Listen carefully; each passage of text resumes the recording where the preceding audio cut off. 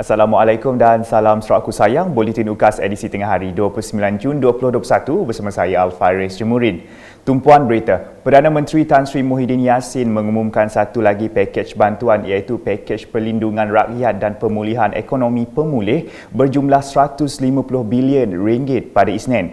Menurut Perdana Menteri, pemulih bertujuan memberi bantuan menyeluruh kepada rakyat ketika menghadapi penularan wabak COVID-19 yang tertumpu kepada tiga fokus utama iaitu meneruskan agenda prihatin rakyat, menyokong perniagaan dan meningkatkan vaksinasi.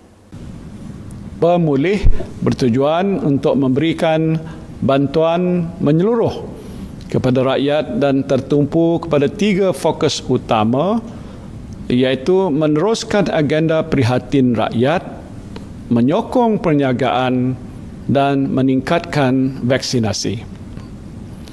Saudara dan saudari yang dikasihi sekalian, selaras dengan komitmen kerajaan untuk meneruskan agenda prihatin rakyat, sukacita saya mengumumkan bahawa sehingga hujung tahun ini kerajaan akan menyalurkan bantuan tunai langsung kepada rakyat berjumlah 10 bilion ringgit. Bercakap dalam perutusan khas di Kuala Lumpur pada Isnin, Perdana Menteri menjelaskan bantuan tunai langsung tersebut merangkumi bantuan prihatin rakyat BPR, bantuan khas COVID-19 BKC dan bantuan kehilangan pendapatan. Tambahnya lagi, kerajaan juga akan memperluaskan allowance mencari pekerjaan kepada bukan pencarum perkeso, terutamanya graduan baharu, lepasan sekolah dan pekerja sektor tidak formal, dan mereka boleh mendaftar di bawah platform My Future Jobs serta bakal menerima allowance sekurang-kurangnya RM300. Sementara itu, kumpulan wang simpanan pekerja KWSP akan memperkenalkan kemudahan pengeluaran baharu iaitu iCitra bagi meringankan beban kewangan ahli-ahli KWSP yang terjejas akibat Perintah Kawalan Pergerakan PKP. Perdana Menteri Tan Sri Muhyiddin Yassin berkata menerusi iCitra, seramai 12.6 juta ahli KWSP boleh membuat pengeluaran sehingga RM5,000 dengan kadar bayaran tetap RM1,000 sebulan untuk tempoh 5 bulan dan tertakluk kepada jumlah simpanan KWSP ahli. Maka dengan inti, bagi meringankan beban kewangan ahli KWSP yang terjejas akibat PKP, KWSP akan memperkenalkan kemudahan pengeluaran baru iaitu iCitra.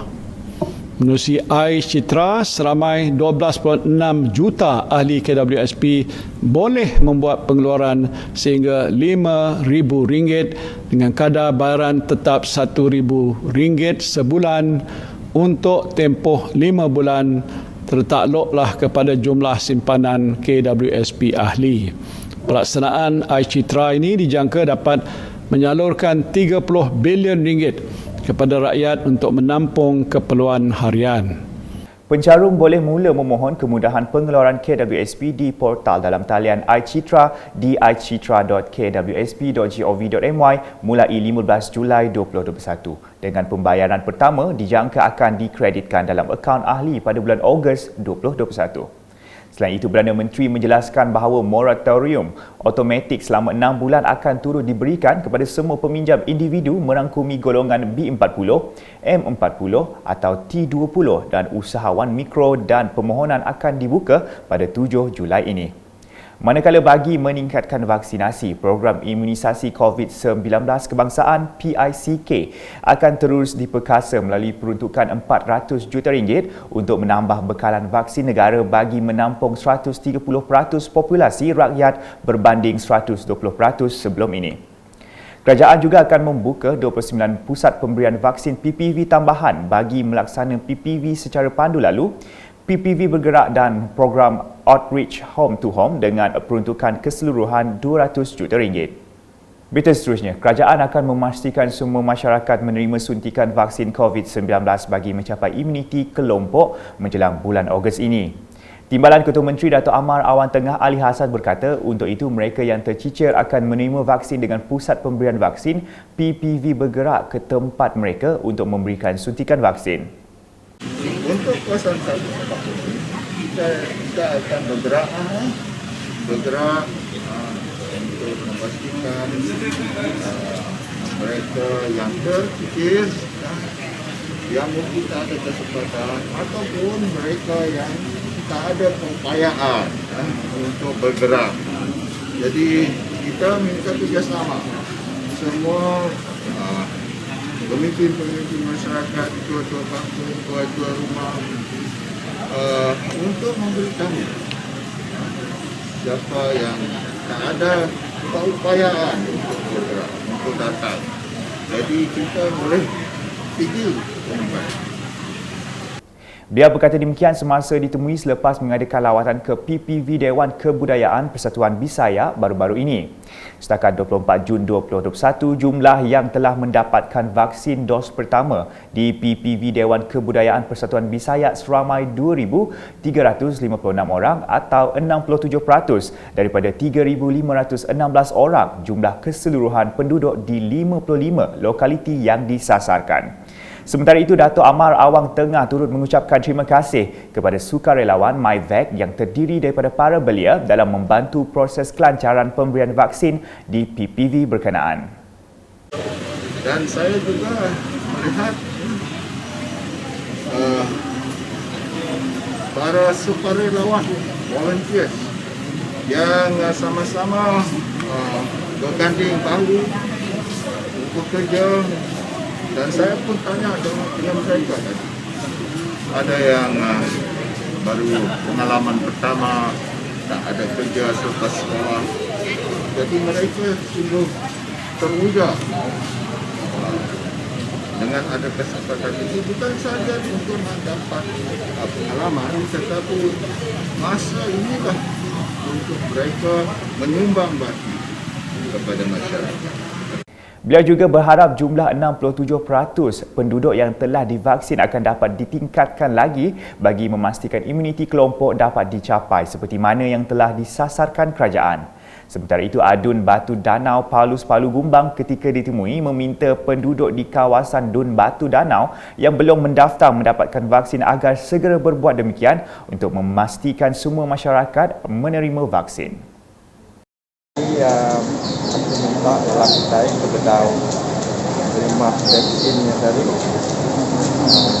Anak saya sendiri, saya ajak orang sudah register dan orang kepada register mereka tahu datang lalu register vaksin.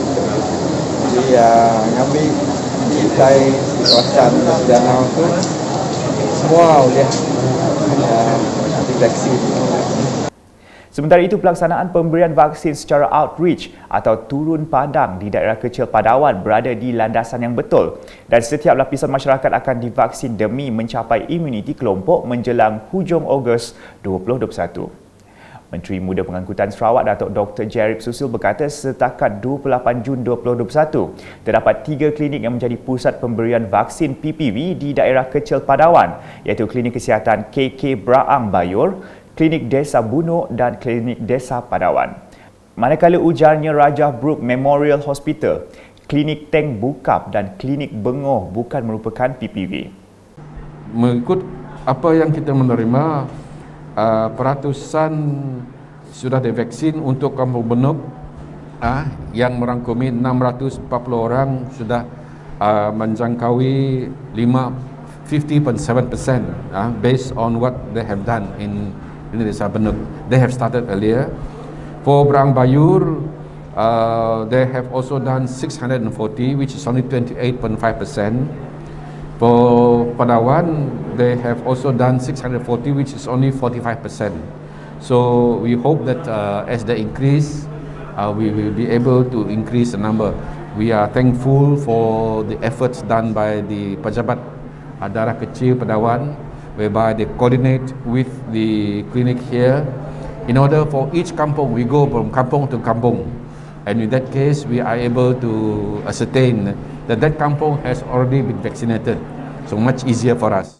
Menjelas dalam sidang media selepas taklimat berkenaan pemberian vaksin daerah kecil Padawan di Klinik Kesihatan Braang Bayur pada Isnin, Adun Mambong itu berharap vaksinasi yang dijalankan di kampung-kampung akan mendapat maklum balas yang baik daripada penduduk yang telah divaksin. Tambahnya lagi, perkhidmatan doktor udara FDS juga turut dilakukan bagi penduduk Kampung Muk Ayun, Kampung Bojang Sting, Kampung Nyegal dan Kampung Sapit melibatkan 112 orang yang perlu divaksinasi.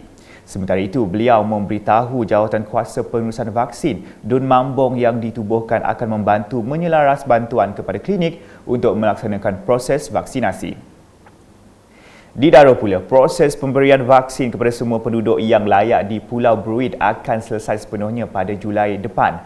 Menurut Ahli Parlimen Tanjung Manis Insinyur Yusof Abdul Wahab, proses vaksinasi kepada penduduk di pulau itu dijangka selesai pada 19 Julai apabila kesemua penduduk melengkapkan suntikan dos kedua.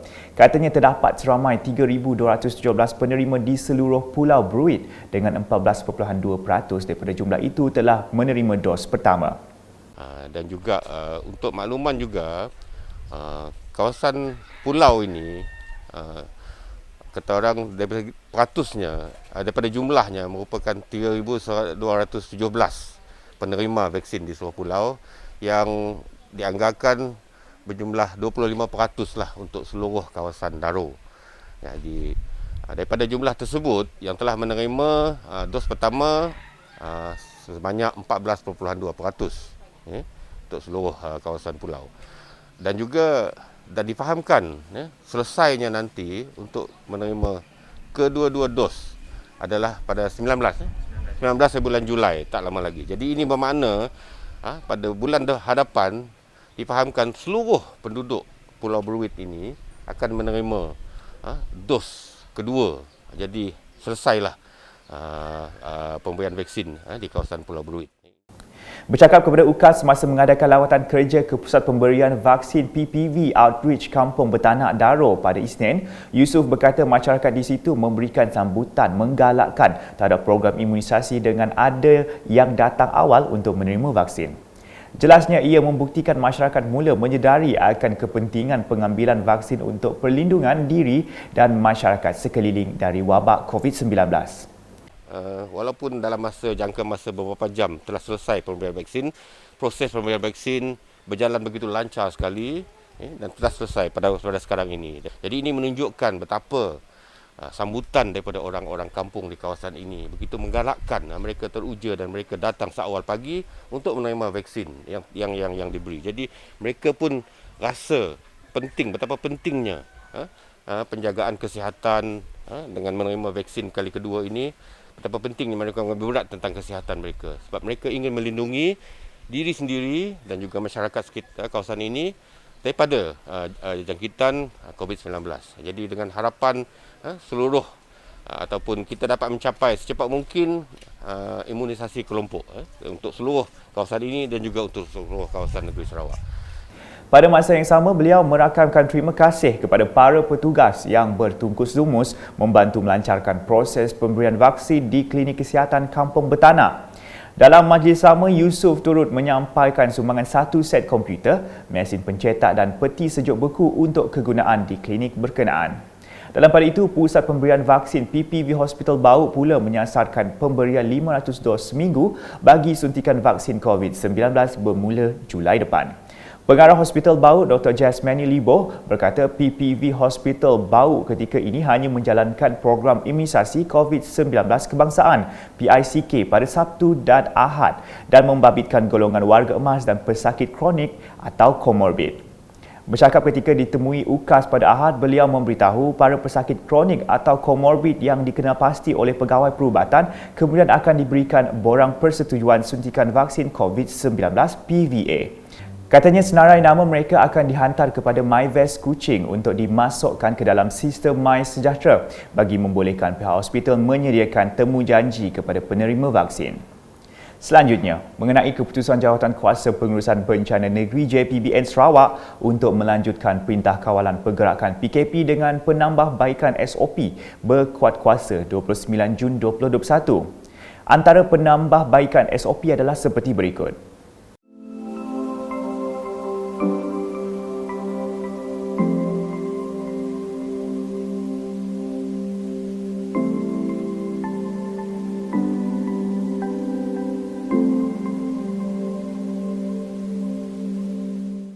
Dalam kenyataan media pada Isnin, JPBN Sarawak turut melaporkan 409 kes baharu COVID-19 di negeri menjadikan jumlah keseluruhan kes meningkat kepada 64,233.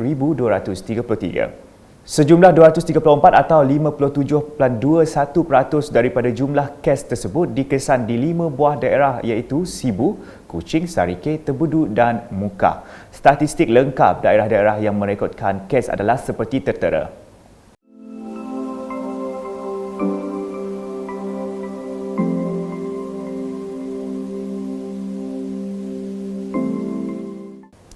Selain itu, terdapat 2 lagi kematian baru melibatkan jangkitan COVID-19 dilaporkan menjadikan jumlah kematian meningkat kepada 406 orang.